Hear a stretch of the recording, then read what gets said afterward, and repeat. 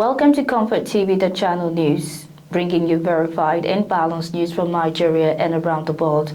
I am Faith Kevin. Thanks for joining us. First, the headlines. Cult is killed for injure 15 at burial ceremony in Anambra. NAFDAC seizes 1.2 billion naira worth of unregistered fake malaria drugs. Interior Minister honors retirees for outstanding service to Nigeria. WAEC set September 19 as registration deadline for CB-WASC for private candidates. On business or your government, Africa can generate 3.5 trillion naira GDP from AFCFTA. On foreign news, Burkina Faso scraps visa fees for African travelers. And on sports, U.S. sprinter N1.2bn banned after losing doping appeal. Now the news. The police have confirmed 4 persons killed while 15 others sustained gunshot injuries as suspected armed cultists attacked mourners during burial ceremony in Ezi village, Ogidi, Idemili North local government area of Anambra State. The command's public relations officer PPRO SP Tochukwu Ikenga said this in a statement on Friday in Oka that the incident occurred September 11 in Ogidi community. According to him, police received a distress call in the late hours of September 11 that armed men suspected to be cultists invaded the burial ceremony and opened fire on mourners. This resulted to the death of 4 persons while 15 others sustained serious gunshot injuries. The police operatives from Ogidi Division, led by the Divisional Police Officer DPO, swiftly mobilized to the scene, restored normalcy and immediately evacuated the victims to hospitals for medical attention. He said in the course of the operation, 16 expanded cartridges were recovered as exhibits. Ikenga revealed that the command had since launched a discreet investigation to identify, trace, and arrest the perpetrators. He explained that preliminary findings suggested that the incident was connected to a clash between rival cult groups. The PPRO also said the State Commissioner of Police, Ikyoye Orutugu, had strongly condemned the incident. Orutugu assured residents that the command remains resolute in its commitment to rid the state of cult-related violence and other criminal activities. The National Agency for Food and Drug Administration and Control, NAFDAC, said the agency seized 277 cartons of fake and unregistered malamal-forward malaria drugs worth over 1.2 billion in Lagos. NAFDAC's Director of Investigation and Enforcement, Dr. Martins Iluyomade, disclosed this to newsmen. He said the drug was discovered inside a container alleged to contain only spare parts at a warehouse along Ilasha, Oshode. Iluyomade said the drug was concealed in a carton of diclofenac potassium enteric coated 50 mg and was manufactured by Shaanxi Tianyum Pharmaceuticals Group in China. He explained that the recent discovery by the agency was part of its ongoing nationwide efforts to rid the country of fake and unregistered drugs. Iluyomade said NAFDAC Director General Professor Mojisola Adeyeye, with support from the Presidency and Health Ministry, was committed to reducing fake and substandard medicine to the barest minimum. The director, who noted that the seizure had prevented 500,000 Nigerians from taking the counterfeit anti-malaria medicine, added that the drugs would be tested to ascertain the actual content. The container that concealed these unregistered drugs was trailed from Apapa, where it was declared to contain spare parts, but operation team led by Ms. Florence Uba, a deputy director, tracked the container to a warehouse. Iluyomade said that further investigation revealed that the person behind the importation had relocated from Onitsha to China after NAFDAC clamped down at the Onitsha drug market. The Permanent Secretary of the Ministry of Interior, Dr. Magdalene Ajani, has applauded the meritorious service of retiring officers of the ministry, describing them as senior citizens and distinguished colleagues who have devoted decades to the noble calling of public service. Speaking at the retirement ceremony held in Abuja, Dr. Ajani extended warm regards and best wishes of the Minister of Interior, Dr. Olubunmi Tunji-Ojo, who is currently on a short leave. A statement by Akimbode Fatima on behalf of the Head of Press and Public Relations Unit on Friday said that the Permanent Secretary emphasized that the occasion was not merely a farewell, but a celebration of lives dedicated to upholding the integrity and stability of Nigeria's public administration. Dr. Ajani highlighted the sacrifices and humility demonstrated by the retirees throughout their careers. noting that their dedication and ethical standards have greatly strengthened the operations of the Ministry of Interior. The West African Examinations Council (WAEC) has extended the registration deadline for the computer-based West African Senior School Certificate Examination (CBWASC) for private candidates to September 19, 2025. Previously, the registration deadline was set for September 5. This new date was announced on WAEC's official X account, formerly Twitter. According to the statement, the registration period for CBWASC for private candidates 2025 second series has been extended to Friday, September 19, 2025. All prospective candidates are encouraged to take advantage of the opportunity. While the extension has been welcomed, there remains a general skepticism about the shift from manual to digital applications for WAEC examinations. Obedient supporters of Peter Obi have appealed to former President Goodluck Jonathan to support their principal instead of contesting against him in the 2027 presidential election. This comes after Obi and Jonathan held a closed-door meeting on Thursday. Obi posted pictures of himself and the former president on his X handle, describing Jonathan as a very dear elder brother, statesman, and leader.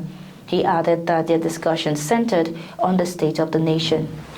Although it's been speculated that he would contest the 2027 presidential election, Jonathan has yet to make a public pronouncement on the issue. Obedience have, however, urged the former president to step aside for Obi in the interest of fairness and national progress. ComfortTV.channel's news continues shortly with business, foreign, and sports news.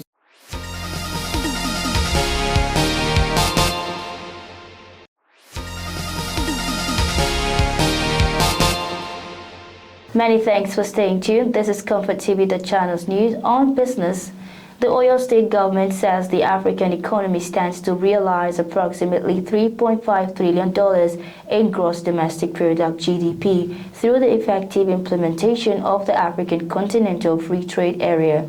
The special advisor to Governor Seyi Makinde on international trade and AfCFTA, Ms. Neo Tihasello, said this at a press briefing in Ibadan. Tihasello on the occasion announced that the state would officially launch its sub-national AfCFTA implementation strategy on Friday in Ibadan. According to her, the strategy launch will take place at the International Conference Center, University of Ibadan. According to news reports, the strategy is aimed at aligning the state's economic activities, which she said had the potential to unlock an estimated $3.5 trillion in GDP across Africa. Tihasello described the implementation strategy as a statutory and essential instrument that all African states must undertake to harness the benefits of continental trade integration. According to her, Oyo State strategy seeks to create real and tangible avenues for the success of businesses, communities, and individuals across the state. She explained that AfCFTA was a legal instrument that had been endorsed by 54 African nations through a voting process. Governor Ademola Adeleke of Osun empowers 2,000 women and youths in the state with point-of-sale POS terminals, Corporate Affairs Commission business registration certificates, and startup grants.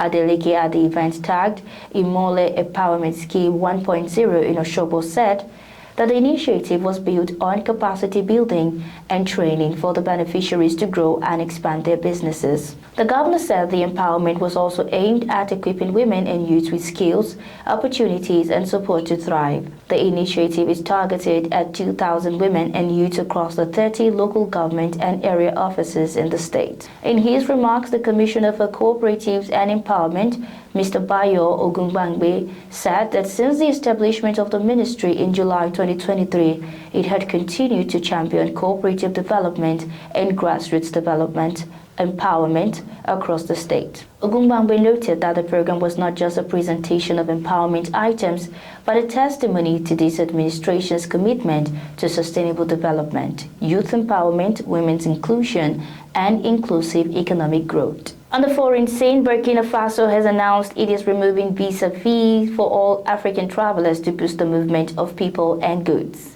Security Minister Mahamadou Sana, after a cabinet meeting chaired by military leader Captain Ibrahim Traoré, said any citizen from an African country wishing to go to Burkina Faso will not pay any amount to cover visa fees. Sana clarified that visitors must still submit an online visa application for approval. The West African nation joins Ghana, Rwanda, and Kenya in easing entry for African visitors. Citizens of West African countries already enjoy visa-free travel to Burkina Faso, though this could change as the country recently withdrew from the regional bloc, ECOWAS, along with Mali and Niger.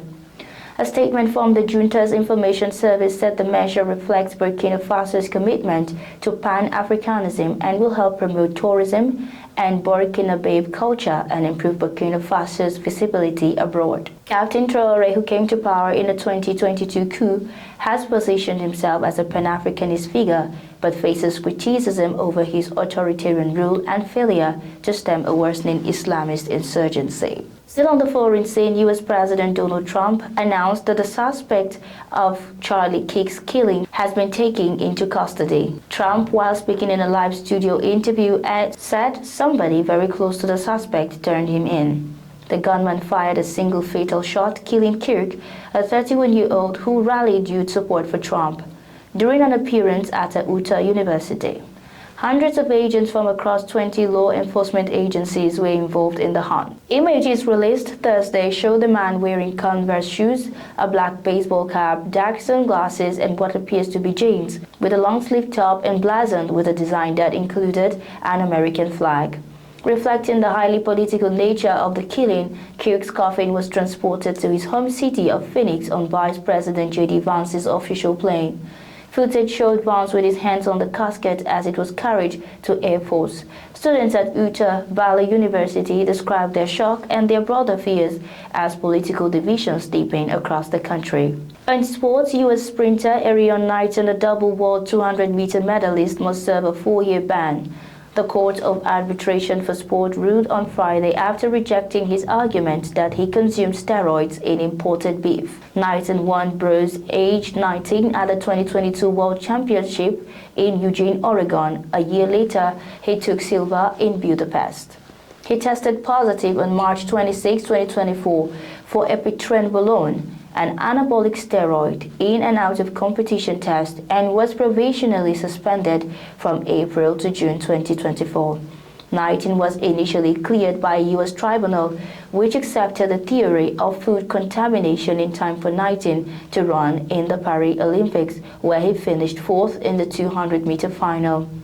After the Games, the World Anti-Doping Agency and World Athletics appealed to CAS, arguing, according to the court's press release, that Knighton's explanations of a meat contamination scenario fell short of the required proof of source and were statistically impossible. Still on the foreign scene, international and African diplomatic figures have expressed dismay over the inability to halt the ongoing conflict in Sudan. On April 15, 2023, two rival factions of the military government of Sudan started a civil war that has left many dead.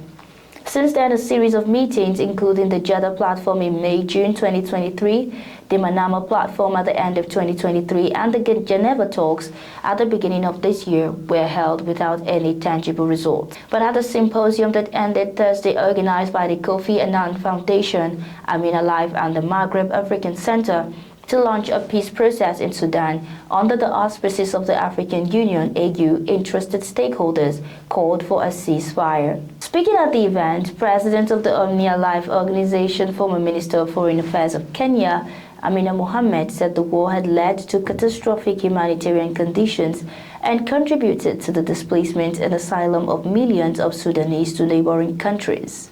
Mohammed pointed out the importance of supporting peace efforts, urging the Sudanese parties to engage in dialogue. According to her, it was necessary to inform the international community of the reality of the ongoing difficult conflict in Sudan to support peaceful solutions and reach a constructive dialogue that ends the war. Also speaking, former Tunisian Foreign Minister and United Nations rep to Mali, Mongi Hamdi, said the conflict had led to the displacement of millions internally and externally. And that's our news bulletin for the morning. But before we go, here is a recap of our top stories. Cultists kill 4, injure 15 at burial ceremony in Anambra. NAFDAC seizes 1.2 billion naira worth of unregistered fake malaria drugs. Interior Minister honors retirees for outstanding service to Nigeria. WAEC set September 19 as registration deadline for CB-WASC for private candidates. On business, oil government says Africa can generate $3.5 trillion GDP. On the foreign scene, Burkina Faso scraps visa fees for African travelers. And on sports, U.S. sprinter 19 banned after losing doping deal. And that's our news bulletin for today. Thanks for watching. For breaking news, exclusive interviews, and more, follow us online at ComfortTV.channel on all platforms. Remember to like and share our videos, subscribe to our channel, and click on the notification bell so you don't miss out on any updates. I am Faith Kevin. Until next time, stay safe, stay informed.